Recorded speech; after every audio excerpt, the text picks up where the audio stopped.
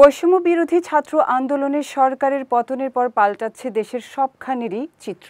এর থেকে বাদ যায়নি দেশের কাঁচা বাজারও। পরিবহন ব্যবস্থা স্বাভাবিক হতে শুরু করায় বেড়েছে পণ্যের সরবরাহ, আর তাই কমতে শুরু করেছে নিত্যপণ্যের দাম। শায়ন সাব্বিরের রিপোর্ট, ছবি তুলেছেন হৃদয় খান। জুলাই জুড়ে দেশের টালমাটাল অর্থনৈতিক অবস্থার কিছুটা ছোঁয়া লাগে আগস্টেও। তবে বৈষম্য বিরোধী ছাত্র আন্দোলনের মুখে গত 5 আগস্ট সরকারের পতনের 3 দিন পর বৃহস্পতিবার শপথ নিয়েছে নতুন অন্তর্বর্তী সরকার। নবগঠিত সরকারের প্রথম দিনেই স্বস্তি বিরাজ করছে বাজারে। শুক্রবার রাজধানীর বিভিন্ন বাজার ঘুরে দেখা যায় আগের তুলনায় অনেকটাই কমেছে মাছ, মাংস সহ সবজির দাম। তবে নিত্যপণ্যের বাজারে আগের দরই ধরে রেখেছে পেঁয়াজ ও চাল। তবে বিক্রেতারা মনে করছেন কয়েকদিনের মধ্যেই কমে যাবে এইসব পণ্যগুলোর দাম।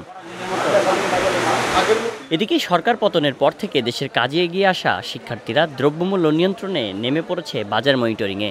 শিক্ষার্থীদের এই কার্যক্রমকে ইতিবাচক হিসেবে দেখছেন ক্রেতারা। দীর্ঘদিন পর বাজারে কম দামে পণ্য কিনতে পেরে স্বস্তি ফিরে এসেছে তাদের মনে। বেগুন ছিল 120 টাকা, সেটা 80 টাকা। পটল 50 টাকা ছিল, 40 টাকা কিনলাম। এরকম সবকিছুতেই, ঝিঙ্গা তো সবকিছুতেই কম পেয়েছে।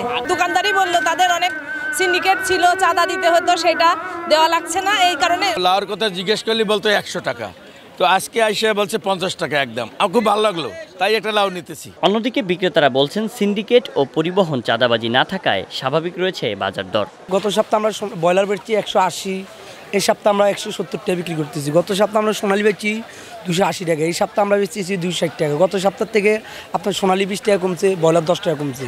আগের যে সিন্ডিকেট করে কোটি কোটি টাকা কামিয়ে নিত সিন্ডিকেটের ব্যবসা করে, এখন আর এটা হতে দিবে না, কারণ ছাত্ররা এখন কঠোর হাতে নামছে।